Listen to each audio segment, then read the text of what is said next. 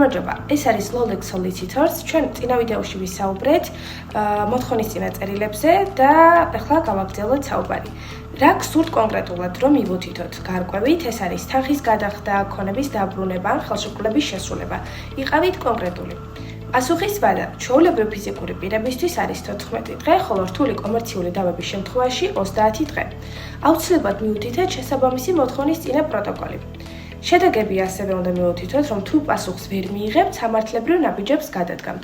შეტყობინების გარეშე და მოთხოვნის წინაწერილზე დაყრდნობით მოითხოვთ ხარჯების ანაზღაურებასაც.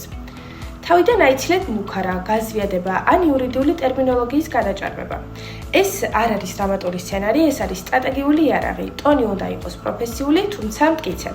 წარმოიდგინეთ, რომ წერილს შესაძლოა მოსამართლე კითხულობდეს და რაც შეიძლება ნამდვილად მოხდეს, ამიტომ სწორად შედგენილი მოთხოვნის წინაწერილი ხშირად იწვევს შეთანხმებას ან მინიმუმ სერიოზულ პასუხს. ცუდად შედგენილი წერილი კი დაასუსტებს თქვენს ავტორიტეტს, ვიდრე საერთოდ სარჩელს შეიტანთ. თუ არ იცით, საიდან დაიწყოთ, ან თქვენი საქმე კომპლექსურია, Lolex Solicitors შეგვიძლია დავგეგმოთ ან გადავამოწმოთ თქვენი წერილი, რომ ეს იყოს ზუსტი და ეფექტური. პირველი ნაბიჯი მნიშვნელოვანია. გააკეთეთ იგი, გამოიწერეთ არხი მეტი სამართლებრივი სტრატეგიისთვის და აუცილებლად დაგეგმეთ კონსულტაცია ჩვენს გამოსილ იურისტებთან.